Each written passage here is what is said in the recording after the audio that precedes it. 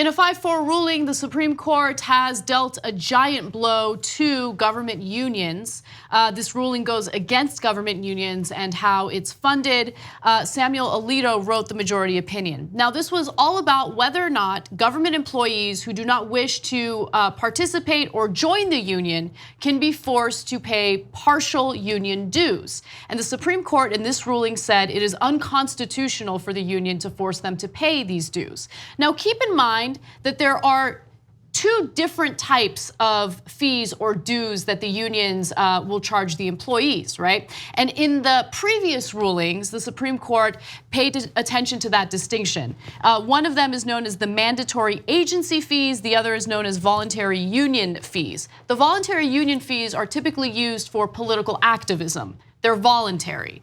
But the argument in regard to employees having to pay the mandatory agency fees were, well, we're fighting for you, we're fighting to increase your worker protection and your salary, for instance. And so since you are reaping the benefits of this work, you should at least pay part of these mandatory fees. The Supreme Court has now decided no, that is not the case. Supreme Court ruled that government workers who choose not to join a union cannot be charged for the cost of collective bargaining. So again, Justice Samuel Alito wrote the majority opinion here, and this is what he had to say. Under Illinois law, public employees are forced to subsidize a union even if they choose not to join and strongly object to the positions the union takes in collective bargaining and related activities. We conclude that this arrangement violates the free speech rights of non-members by compelling them to subsidize private speech on matters of substantial public concern. Yeah, disaster. So in a recent episode of Old School, which is a podcast we do for Young Turks members, myself, John Idarola, and Anna had a conversation about our views on unions, and it is a mixed bag. And I had issues with some of the rules that unions had back when it affected me, and so I'm perfectly aware of the downsides of it. By the way, if you want to check out that podcast, tyt.com/join to become a member, get our shows. But this rule makes a ton of sense, and I'll tell you why. If you say to people, okay, we're gonna fight for you guys, and we're gonna increase your wages, and we're gonna do all these different things and get you benefits, but you don't have to pay. Guess what people are gonna do? They're not gonna pay. Right? Not everybody. A lot of people will volunteer in, but a lot of people will not volunteer in, and that'll cut union funding tremendously. And so the next time they go to negotiate, they will have a lot less power. And so they won't be able to get you higher wages, they won't be able to have more workplace protections, et cetera, et cetera. And that's not an accident. That's what this conservative Supreme Court wants.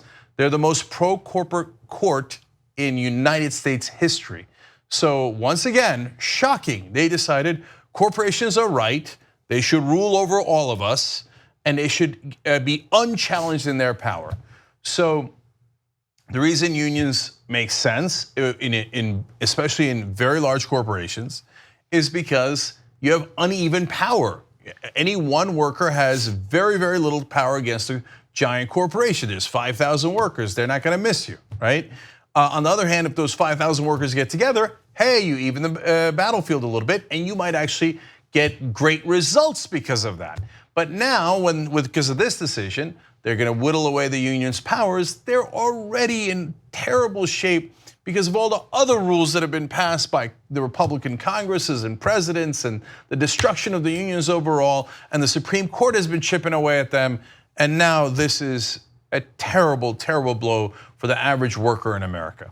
I mean, when you think about how much corporations have been able to solidify their own power, it's kind of incredible. You're right, you have to look at this ruling in the context of what's happening to the average American worker, how much protection and how many rights corporations have as opposed to American people. And it's just, it's scary to see how successful the anti-union propaganda has been throughout the years, because remember, unions have done a lot for American workers. Now, this is, by the way, specifically about government unions.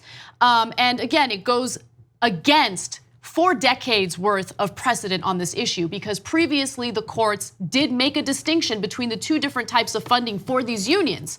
And so the argument was, well, if the voluntary fees are being utilized for political activism, then it should be okay to collect the mandatory fees if that's what's being used for collective bargaining and helping with workers' rights. I'm wondering though, real quick, Cenk, how is this going to impact police unions? Because that could be a potential unexpected consequence of this ruling. Right. So this affects public sector unions, and there's a third of public sector workers are still under unions. In the private sector, it's all the way down to 7%. So there are a lot of factors as to why wages have stagnated since 1978, including really important Supreme Court decisions that gave corporations more power. But one of them is that they took away the power of the unions, and so your wages stagnated as your productivity continued to soar. So those decisions have been devastating to the average worker, but they affect the public sector more these days because the unions are already so devastated in the private sector that there's not much left to devastate. But for the public sector, you also have cops in the public sector, and their unions are among the few left in the country that are very, very strong. They're so strong that a cop can shoot someone in the back and the union can go, whoa, whoa, whoa, whoa. What do you mean unpaid leave?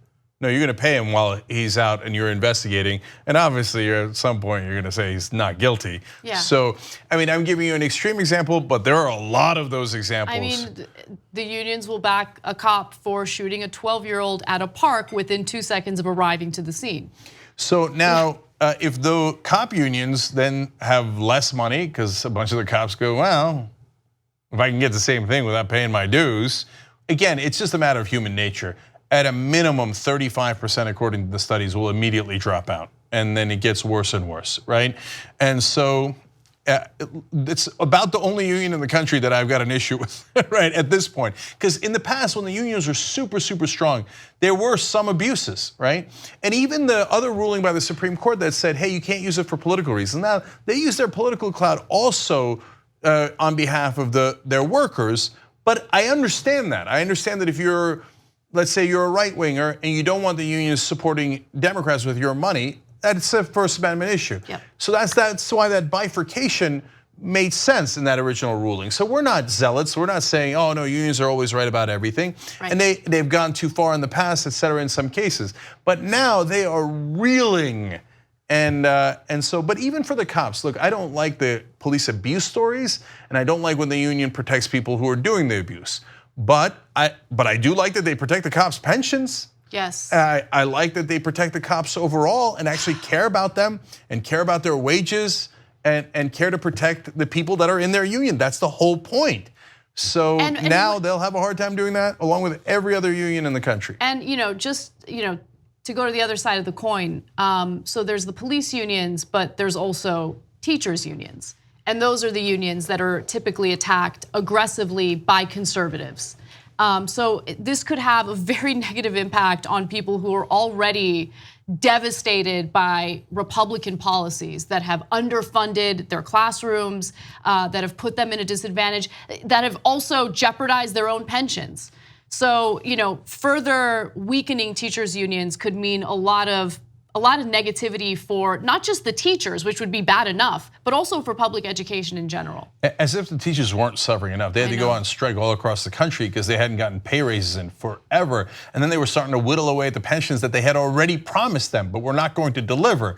And then finally, I'd like to note the irony of people writing articles, sometimes with the same exact organization on the same exact day, saying that Justice Kennedy joins the conservatives in overturning decades of precedent in this decision, then turning around and writing an article about one of the good things about Justice Kennedy was how much he respected precedent.